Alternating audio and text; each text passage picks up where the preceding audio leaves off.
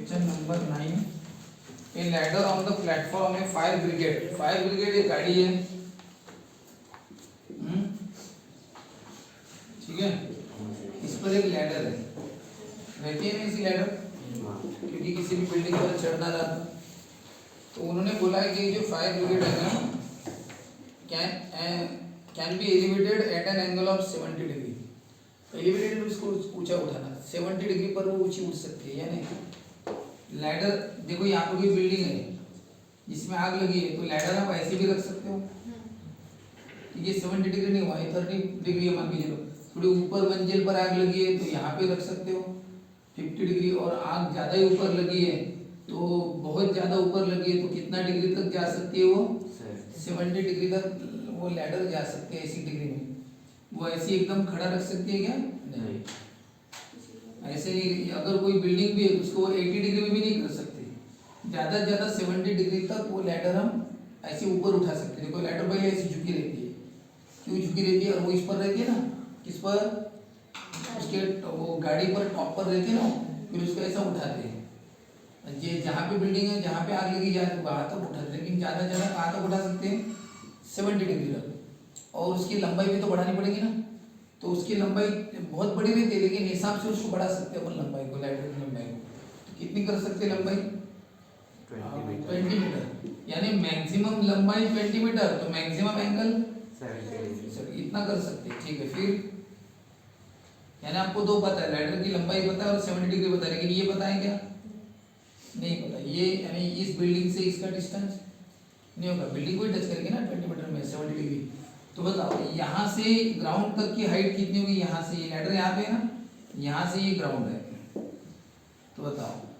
तो ये आपको कुछ भी नहीं पता, ये तो गाड़ी का प्रश्न हो गया, है ना। तो बोलो क्या दिया है? If the platform is 2 metre above the ground. ये जो प्लेटफॉर्म है, ये प्लेटफॉर्म है, इसके ऊपर लैडर, ये कितना है? 2 metre above the ground. Ground से कितना ऊंचा है? 2 मीटर। तो ये हाइट आपको पता चलेगी 2 मीटर, और ये वाली हाइट आपको पता है कि फिर ये प्लेटफॉर्म है, प्लेटफॉर्म जमीन से 2 मीटर है।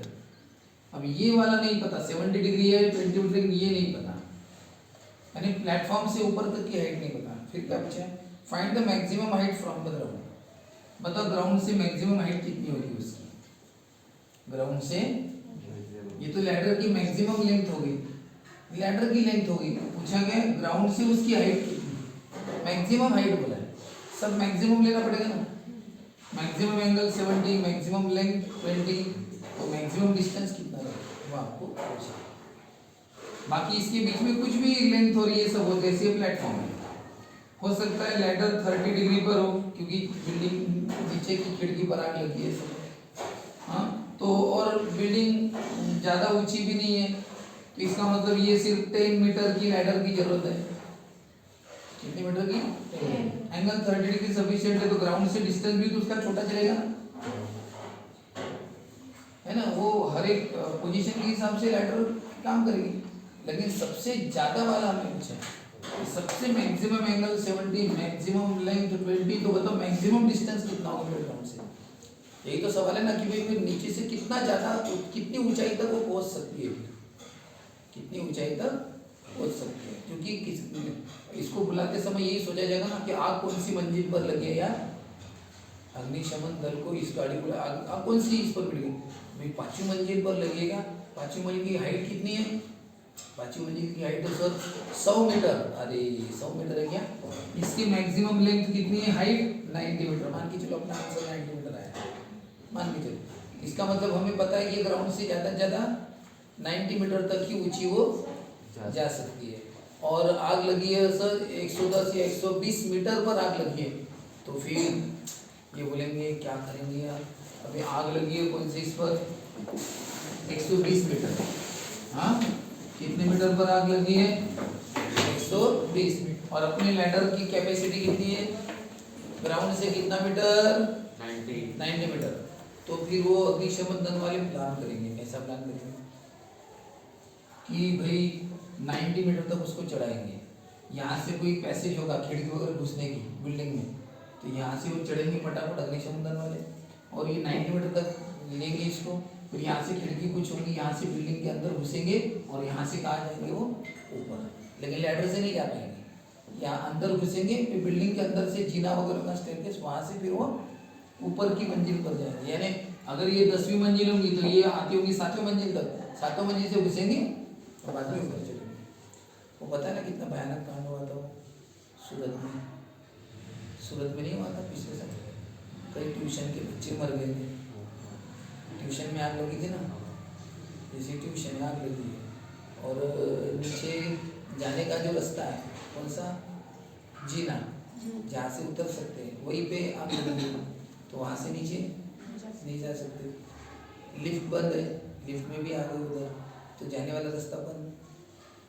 हाँ, और उतरने का एक ही रास्ता, या तो खिड़की से कूदो, और वो भी हाइट ज़्यादा थी, तो इस केस में दम घुट के मर गए बहुत से स्टूडेंट। कोई खिड़की से कूद के मर गए और कोई अपाहिज हो गई खिड़की से कूदे। कितने भयानक होगा ऐसा है। केयरलेसनेस, केयरलेस यानी बिल्डिंग में जो भी रहते हैं केयर कैसे की जाए ना, उसका सब इंतजाम होना चाहिए। अपने आप हुआ तो कोई प्रॉब्लम नहीं, क्योंकि ये तोड़ के फटकर हमारे यहाँ से संडास पर उतर जाएंगे। ये अपना टॉयलेट है ना, इधर से ना ये टूटता है, कोई भी खिड़की टूट जाती है। बस वहाँ पे प्रॉब्लम क्या था, वहाँ से नीचे कुछ था ही नहीं ना। यहाँ पे कैसा है, हमने टॉयलेट बना के रखा, यहाँ से उधर जाओ, ज़्यादा लगी होगी तो और घुस जाओ, हाँ चलेगा, वो अपने आप ही देखोगे ना। तो प्रोटेक्शन है, ठीक है। तो ऐसा होता है, इसलिए केयरलेसनेस नहीं चाहिए आप लोगों में। क्या नहीं चाहिए, कम बंद होता ना आता, ठीक है। आता बंद करू चालू करा, तो केयरलेसनेस नहीं रखना चाहिए। यार आप लाइटली मत लेना, कभी भी वो आलस मत करना। कल की बात है, कल की पेपर में भी आया, मेरा एक भाई है, एकदम सगे में नहीं लेकिन भाई है वो, तो उसका एक फ्रेंड है, अभी एग्ज़ाम थी फाइनल ईयर, उनके फाइनल की, वो कंपनी में जॉब कर रहा था, तो कंपनी में जॉब करता था, हाँ, तो फाइनल ईयर में भी था, जॉब भी करता था, तो उसको पढ़ाई के लिए समय नहीं मिला, इसको भी नहीं मिला। जो बोले पढ़ लेंगे बाद में, क्या लोग लेना। तो इसने फिर एग्ज़ाम का दिन है, उसका फ़ोन है उसका, तो यार बोले मेरी पढ़ाई नहीं हुई, क्या टेंशन लेता, बोले 1-2 दिन पहले थोड़ा बहुत कर लेना, पास तो होना है। तो बहुत उस टेंशन ले रहा था यार कैसे होगा, और घर का गरीब लड़का। तो क्या हुआ कि जिस दिन पेपर था ना, उस दिन नहीं क्या सुबह उसके मेरे भाई को 4-5 फ़ोन आए, 4-5 बार सुबह, लेकिन इसने फ़ोन नहीं उठाया उसका।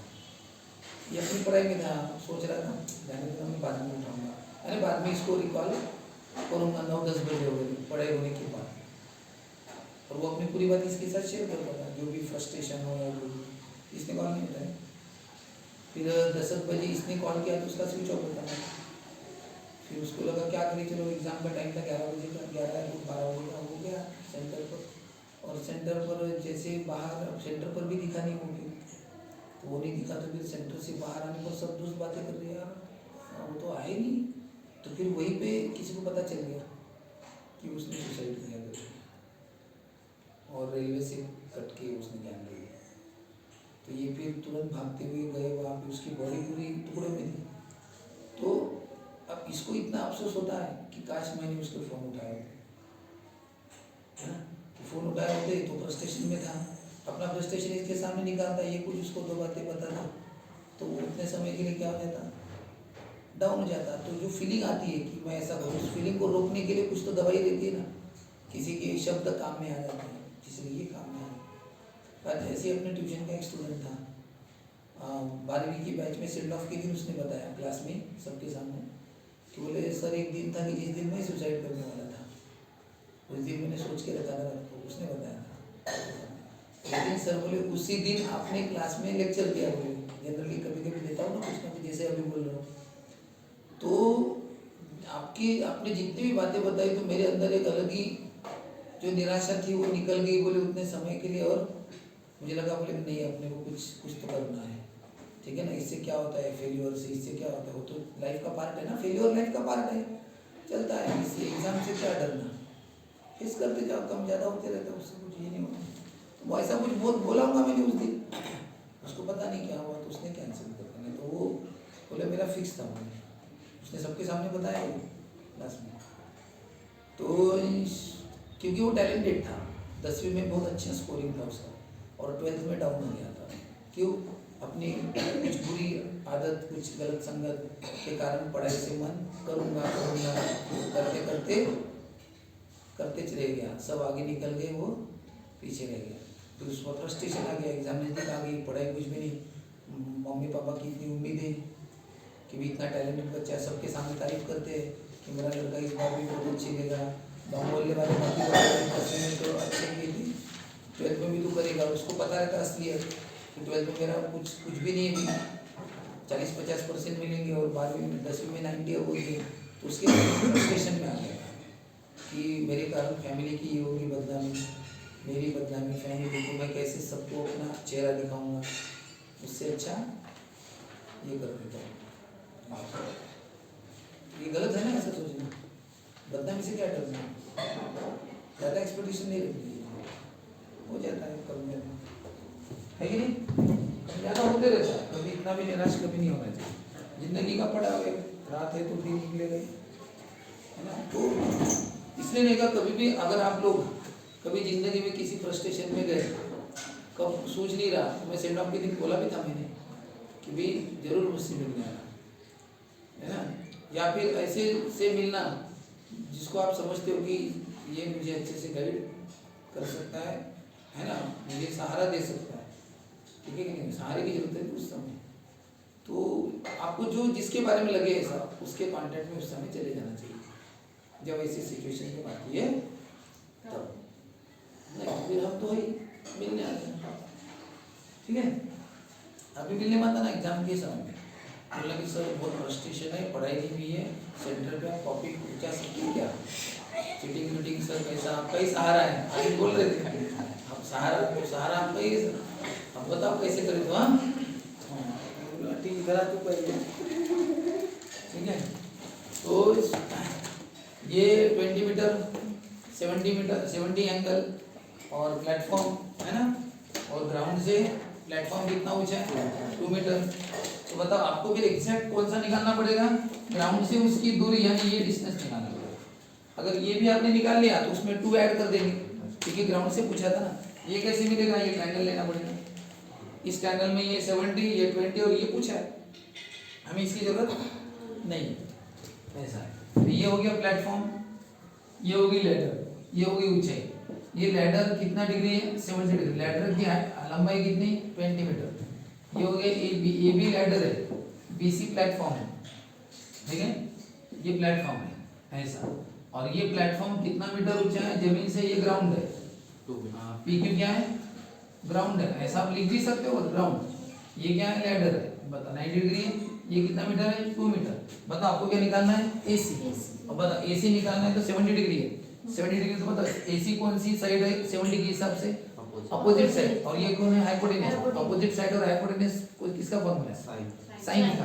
तो इसलिए क्या करेंगे, in triangle ABC, angle C कितना डिग्री है 90, और एंगल B कितना डिग्री, वो तो बात पहले लिख देंगे सब कुछ। हाँ बोलो, साइन B यानी क्या होगा, साइन B यानी अपोजिट साइड AC, हाइपोटेनस कौन है AB, और B कितना डिग्री है बताओ 70 डिग्री, AC कितना है सर पता नहीं, और AB कितना है 20। अब बताओ ये साइन 70 दिया है वहाँ पे, कितना दिया है देखो ना रे 0.94।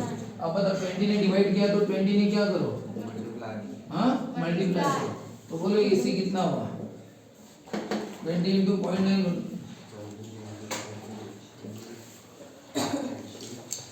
हाँ 80 कितना हो गया ये हो गया इतना, और 2 डेसिमल प्लेस का 18.80 मीटर। तो बता AQ कितना होगा, AQ देखो रे, AQ क्या है AC प्लस CQ, रीजन लिखना A dash C dash, AC कितना है 18.80, CQ कितना है 2, तो कितना हो गया 20.80। तो बताओ AQ मिल गया तुम्हें, सर हमें एक ही पूछा था क्या? हाँ एक ही तो पूछा था, ग्राउंड से हाइट पूछी ना, तो ग्राउंड इतना है ना, देयरफॉर मैक्सिमम हाइट कितनी होगी ग्राउंड से? 20.0 मीटर। फिगर निकालो, बाकी सेंटेंस में लिख के दे देता हूँ। बंद करो।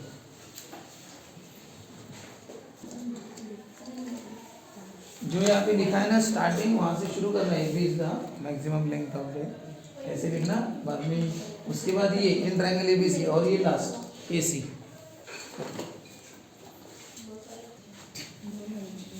ये क्वेश्चन 10 ट्रिग्नोमेट्री, ठीक है। प्रॉब्लम सेट का, while landing at an airport, ये एरोप्लेन है,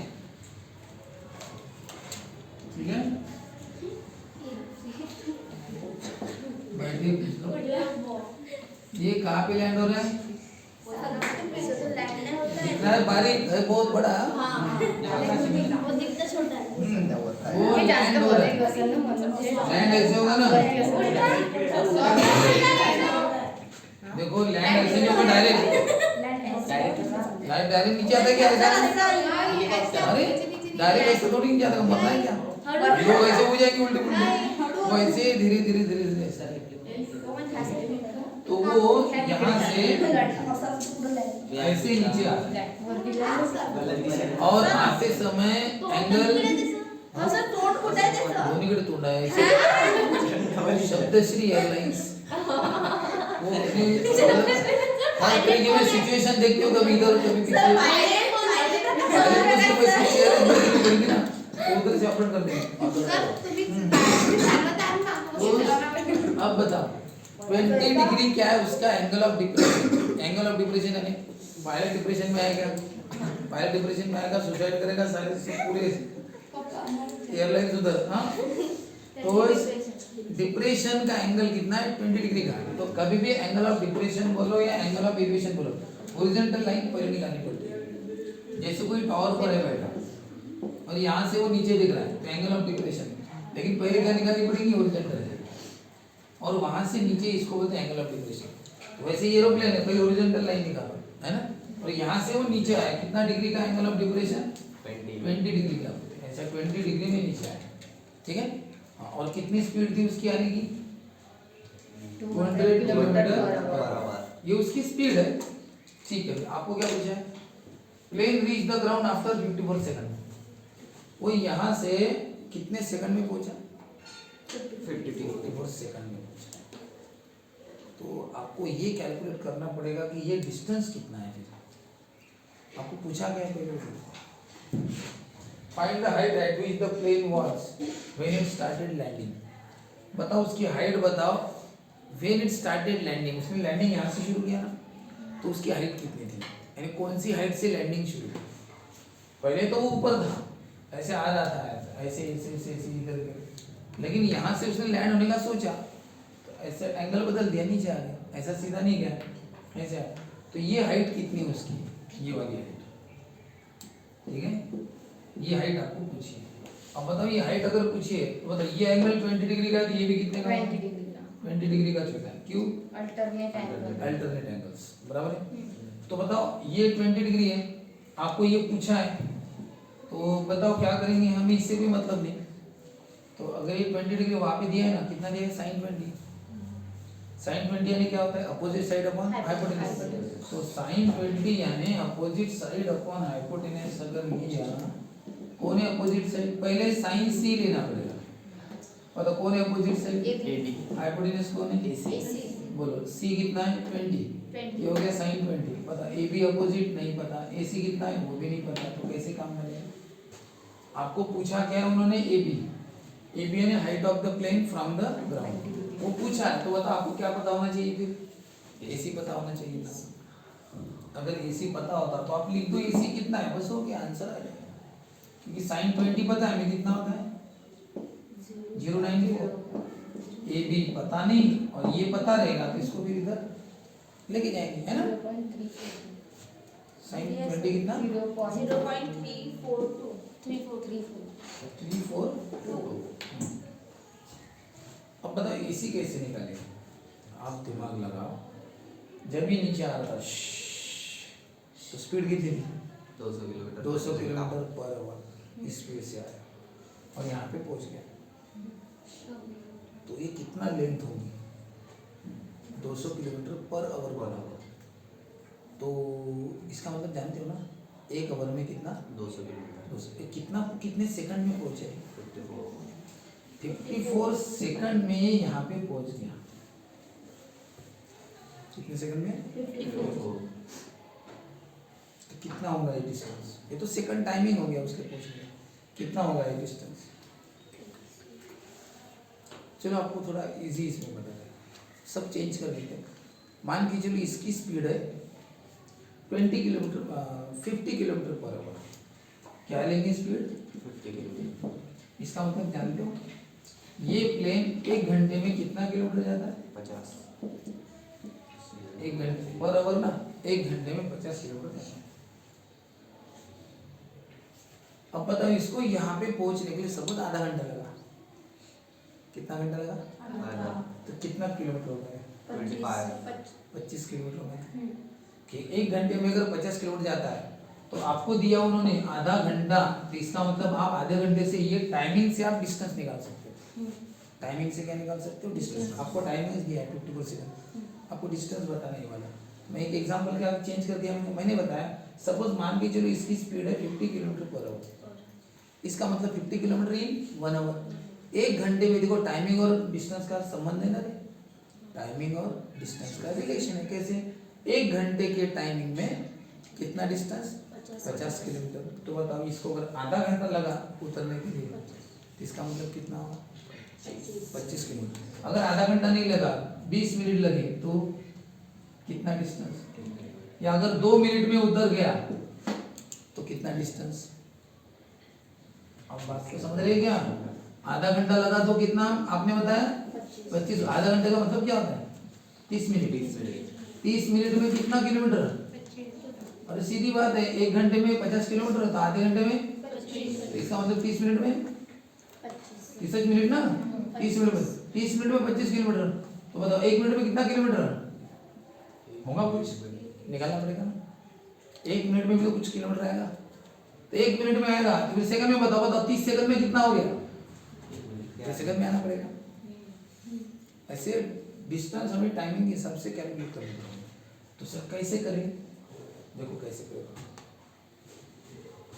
मैंने आपको पूछा, समझो कि इसकी स्पीड है 50 किलोमीटर पर आवर, और मैंने आपको पूछा कि बताओ ये 30 सेकंड में कितना है। आपको टाइमिंग कैसा दिया है? 1 आवर में 50 किलोमीटर, और आपको पूछा सेकंड में, तो इतने सेकंड में कितना किलोमीटर? तो कैसे? देखो यार 1 आवर में 50 किलोमीटर ऐसा लिखा, 50 किलोमीटर पर आवर है ना। तो पर ये लाइन जो है ना, ये डिवीजन की लाइन है। तो नीचे कौन आ गया और ऊपर कौन आ गया? 50 किलोमीटर। 50 किलोमीटर 1 आवर, इसको इक्वल टू लेना। अब 1 आवर का मतलब कितना? 1 आवर का मतलब होता है 60 मिनट। 1 आवर का मतलब क्या होता है? 60 मिनट में कितना किलोमीटर? 50 किलोमीटर। ठीक है, 60 मिनट में कितना किलोमीटर? किलोमीटर को चेंज नहीं करेंगे, इसको सेकंड तक लाएंगे। बता 60 मिनट यानी कितने सेकंड होंगे? 1 आवर यानी 60, 1 है आवर है, लेकिन 60 मिनट है। 1 आवर का मतलब 60 मिनट। बताओ इसको सेकंड में कैसे करेंगे? 60 मिनट यानी कितने सेकंड होंगे? और 1 मिनट में कितने सेकंड आते हैं? 60 मिनट में कितने आएंगे? इतना ना, यानी हो गया उसको 3600 सेकंड में 50 किलो। 3600 सेकंड में 1 2 3 4 ऐसा सेकंड, 3600 सेकंड में कितना किलोमीटर जाता है? 50। हमें किसके हिसाब से बताता? 1 घंटे में 50 किलोमीटर यानी 60 मिनट में 50 किलोमीटर, यानी 3600 सेकंड में 50 किलोमीटर। तो बताओ 3600 सेकंड में अगर 50 किलोमीटर जाता है तो इक्वल टू लिखना, कितने सेकंड में पूछा है? 30 सेकंड में कितना किलोमीटर? x kilometre. जैसा इधर है वैसा लिखना, सेकंड नीचे है और किलोमीटर ऊपर है, तो वैसा इसमें रहेगा कि 3600 सेकंड में 50 किलोमीटर जाता है तो 30 सेकंड में कितना किलोमीटर जाएगा? किलोमीटर नहीं पता, कितना किलोमीटर? x kilometre. अब हम क्या करो?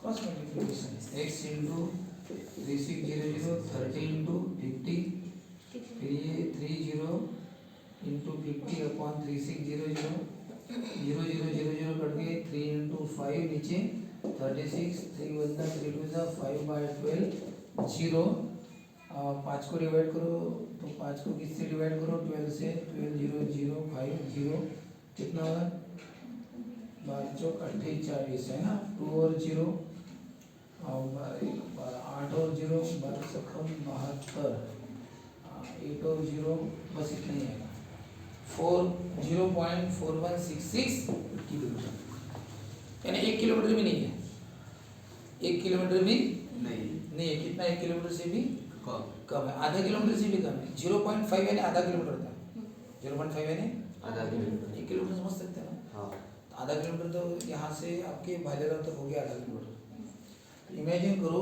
कि आकाश में उधर है वो प्लेन दूर भालेराव के ऊपर तो उधर वहां से शब्दश्री तक कितना समय लेगा उतारने के लिए है ना 20 डिग्री ऐसा उतरेगा यहाँ पे लैंड होगा है कहाँ पे भालेराव के ऊपर थोड़ा सा और पीछे ले लो वहां से लैंड होना शुरू किया तो इतना टाइम लगा आधा किलोमीटर अब ये एक्चुअली किलोमीटर में ना इसको मीटर में भी ला सकते हैं 1 किलोमीटर का मतलब क्या होता है 1 किलोमीटर है ना 1000 मीटर तो इतना किलोमीटर यानी क्या होता है इसको किससे मल्टीप्लाई करो 1000 से क्या कर दो मल्टीप्लाई तो ये मीटर में आ जाएगा 4166 मीटर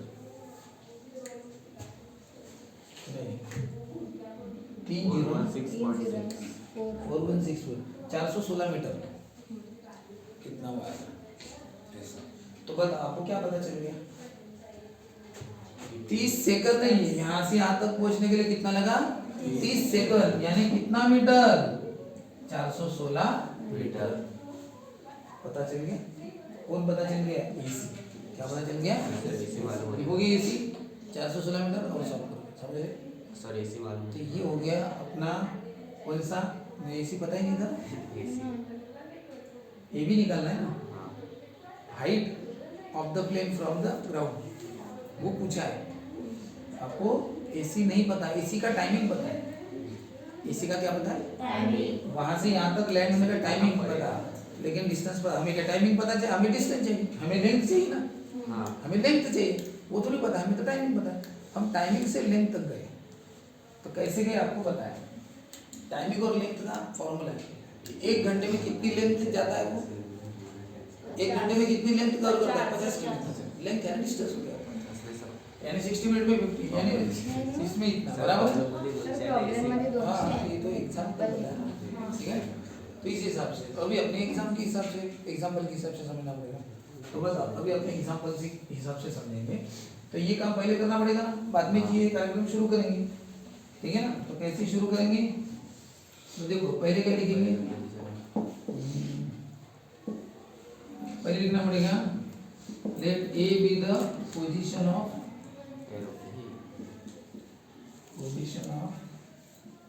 एरोप्लेन ठीक है angle DAC is the angle of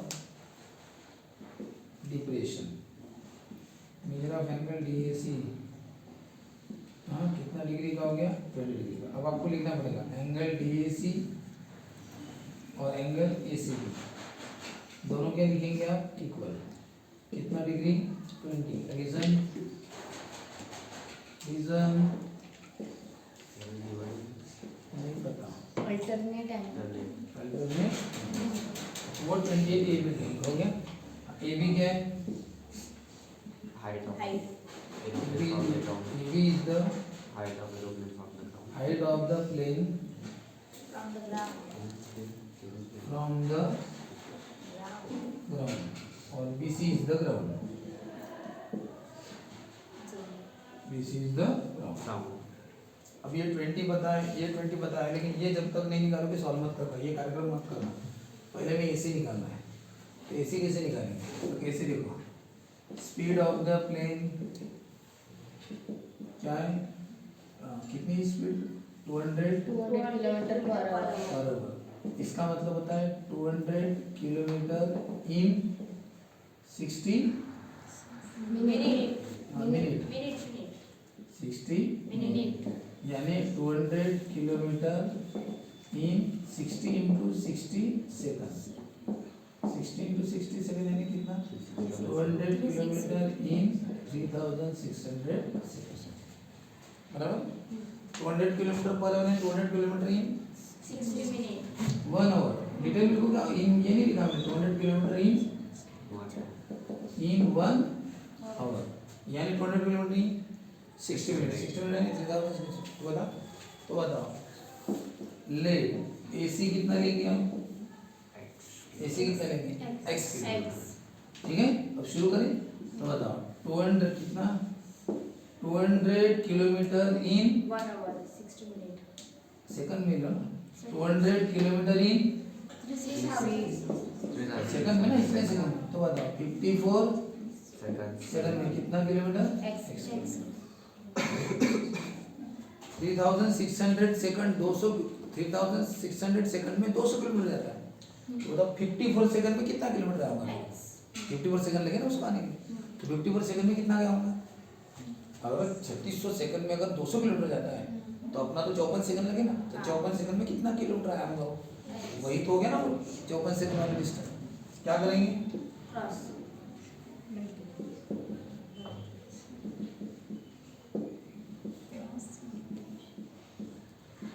कुछ कटेंगे, ये 18 के टेबल से कटता है, 54 और एक टेबल याद होगा, हाँ नहीं हो यार, 36 83 18 3 18 2 2 कितना है 3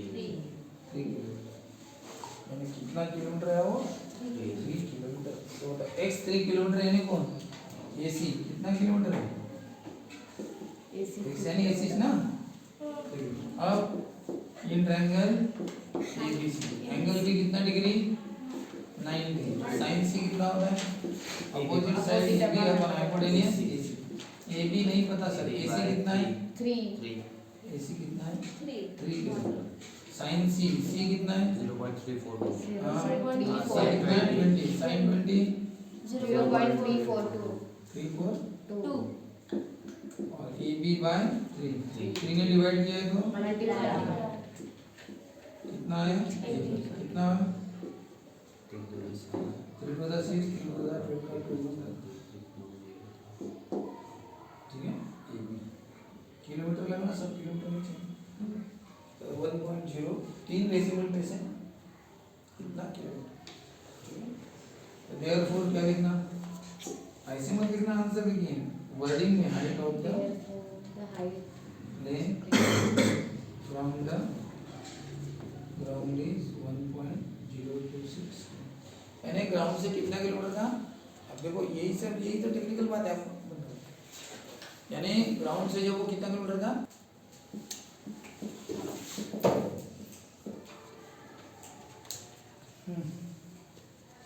चलो ध्यान दो, एक साथ दो प्रॉब्लम करने वाले हैं।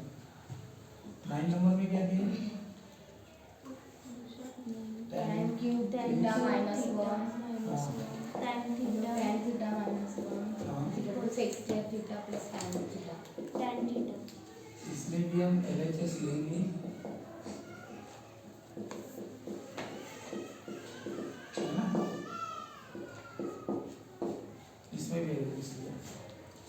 और ये पावर 6 है, तो पावर 6 का फॉर्मूला अपने पास नहीं है, अपने पास फॉर्मूला में से जैसे a cube minus B cube के हैं वैसे a square minus B square का भी फॉर्मूला है, a प्लस बी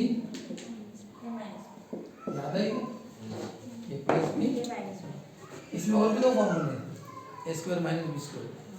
कैसे, आप a plus B whole square minus 2ab ले सकते हो, या a minus B whole square plus 2ab भी ले सकते हो। नहीं नहीं, ये फॉर्मूले किसके हैं, a square plus B square.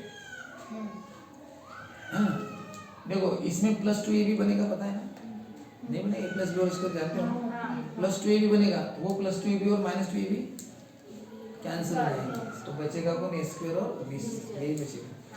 इसका फॉर्मूला जानते हो, a square minus 2ab plus b square, इसमें माइनस 2ab आएगा और बाहर कौन है प्लस 2ab, क्या हो जाएंगे कैंसिल, बचेगा कौन a square plus b square, इसका फॉर्मूला, और a square minus b square का ये। ओके, तो अभी ये स्क्वायर नहीं है, कौन है, पावर 6 है, हमारे पास क्यूब का फॉर्मूला है, स्क्वायर का फॉर्मूला है। सर 6 का नहीं है, तो 6 को या तो स्क्वायर बनाओ या क्यूब बनाओ, तो ज़्यादा बेटर है क्यूब बनाओ। तो सर क्यूब कैसे बनाएं? जैसे ये पावर 6 है, इसको क्यूब बना सकता हूँ मैं कैसे? अंदर 2 और बाहर 3 लिखता हूँ। पावर दो दो लगाना, अंदर 2 बाहर 3, तो पावर पावर एक दूसरे को मल्टीप्लाई करते हैं। 2 और 3 5 नहीं होगा, 2 और 3 कितना होगा? 6 होगा। मल्टीप्लाई करते हैं। कैसे देखो, एक्स स्क्वायर का क्यूब है ना, बताओ क्यूब का मतलब क्या होता है? क्यूब का मतलब किसी को भी कितनी बार लिखना? 3 बार। जिसका भी क्यूब होगा, ये जो है इसके नीचे ये पीछे जो, उसको कितनी बार लिखना है? क्यूब है ना, तो कितनी बार लिखना? 3 बार। चलो इसको 3 बार लिखो। कौन है देख लो चुपके से, अच्छे से लिख लो। कौन है? एक्स स्क्वायर है। इसको कितनी बार लिखो? 3 बार। जो भी होगा यहाँ पे उसको कितनी बार लिखना? 3 बार। लिखा इसको 3 बार। बताओ कितने? एक्स स्क्वायर का मतलब एक्स इंटू एक्स, तो बताओ 6x हुए कि नहीं? x पावर 6 यानी कितने x? 6x। तो 6x यानी ऐसे x स्क्वायर x स्क्वायर कितनी बार? 3 बार। तो अंदर 2 बाहर 3, तो वही कर रहा हूँ। बताओ sec का पावर 6 है ना, अंदर 2 बाहर 3, अंदर 2 बाहर 3। बताओ ये पावर sec का पावर 6 है, अंदर 2 लिया 2 पावर, बाहर 3 लिया, तो sec का पावर कितना हो गया? 6 है। ये भी tan का पावर कितना है? 6। लेकिन अब ऐसा लिखने से फायदा क्या हो गया? अब इसको मत देखो अंदर क्या है, ये हो गया a क्यूब, ये हो गया a cube minus b cube. तो मतलब a cube minus b cube के सर दो फॉर्मूले, कौन सा लगा? ऊपर वाला कि नीचे वाला? आप बताओ। शो दैट पर नजर डालो। शो दैट में क्या है? 1 + 3 sec क्यूब tan क्यूब। 3 दिख रहा है ना? 3 3 किसमें? नीचे वाले में, ये वाले से। बोलो क्या फॉर्मूला है a cube minus b cube का? याद रखना, आपने इसे ये बोला है, a क्यूब माइनस ये b क्यूब। बोलो पहले क्या लिखो? a यानी क्या लिखूं? ये है ना 6 स्क्वायर, फिर माइनस b यानी और उसका क्या है? प्लस 3 a यानी इसे पढ़ना भी नहीं, इसे लिख देना। b यानी इसे tan square x और ब्रैकेट में a, sec square x minus tan square x। ठीक है। अब आपको ये पता होना चाहिए कि sec square minus tan square कितना होता है। आपको लिख के दिया है, 3 तरह के फॉर्मूले लिख के दिए। sin square theta plus cos square theta कितना होता है? 1। sin और cos स्क्वायर में प्लस रहा तो 1 आता है, प्लस रहा तो 1। लेकिन sec स्क्वायर और tan स्क्वायर में 1 क्या? माइनस रहा तो 1 आता है। माइनस रहा तो 1। लेकिन कौन पहले कौन बाद में याद रखना। तो sec square minus tan square कितना होता है? 1 का क्यूब, अंदर 1 है ना, cube plus 3 sec square x tan square. एक बता, sec square minus tan square 1 cube. बताओ ये 3 sec स्क्वायर x इंटू 1 किया तो वही आएगा। यही शो दैट है, लेकिन ये शो दैट नहीं, शो दैट में स्क्वायर है, शो दैट में क्या है? स्क्वायर। ठीक है, आ गया? कौन सी साइड मिल गया आपको? Right hand side. LHS equal to RHS। पूरा ध्यान से सुनो एक बार।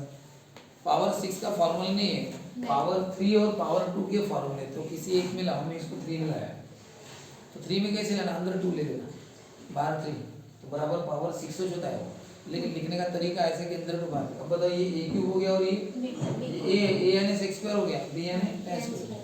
a cube minus b cube, a minus b whole cube minus 3ab bracket में a माइनस b, और फिर sec square minus tan square 1 आता है, 1 क्यूब। ये ऐसे भी sec स्क्वायर में 1 होता है, हो गया आंसर। अब बताओ ये tan क्यूब है ना, मैं 1 को 1 क्यूब लिख सकता हूँ क्या? ऊपर की बात चल रही है, ये tan क्यूब है, इसको 1 क्यूब लिख सकता हूँ क्या? 1 क्यूब कितना होता है? तो 1 को 1 क्यूब लिखा तो गलत थोड़ी है। अब बताओ कौन सा लगे? a cube minus b cube. बताओ कौन सा लगा, ऊपर वाला कि नीचे वाला?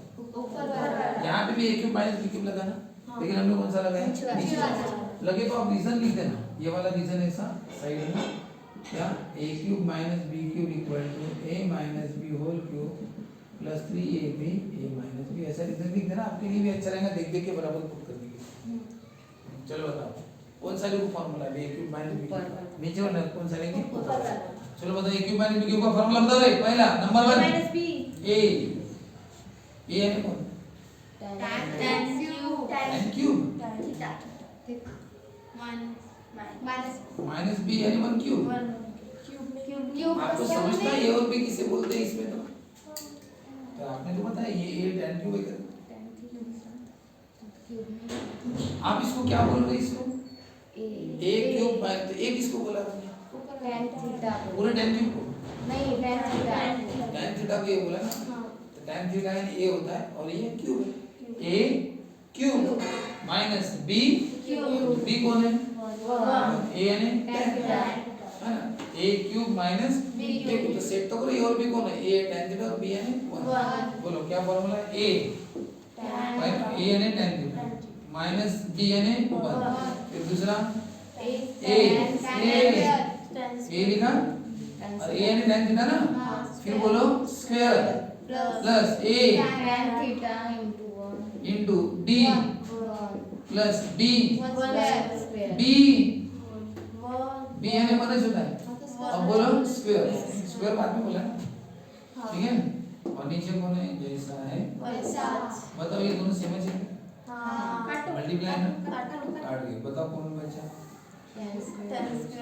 Plus tan theta into tan theta 1 square कितना होता है कुछ फार्मूला याद आ रहा है tan थीटा ये 1 और tan स्क्वायर को नजदीक लिखा sec थीटा ये जैसा वैसा सब जैसे ही वैसे बस 1 को इधर लिखा 1 प्लस tan स्क्वायर क्या होगा और ये tan थीटा जैसा है हो गया क्या शुद्ध है बताओ कैसे किया 1 को क्या लिखा 1 क्यूब अब सोचो a और b कौन है a cube minus b cube a tan theta को बोला b यानी 1 होता है इसमें a क्यूब है a minus b a square plus ab plus b square ये सेम है कट गए tan square tan into 1 tan 1 square 1 ये 1 को इसके पास क्यों लिखा क्योंकि 1 प्लस tan स्क्वायर का क्या है फॉर्मूला और ये है 1 प्लस tan स्क्वायर क्या होता है 6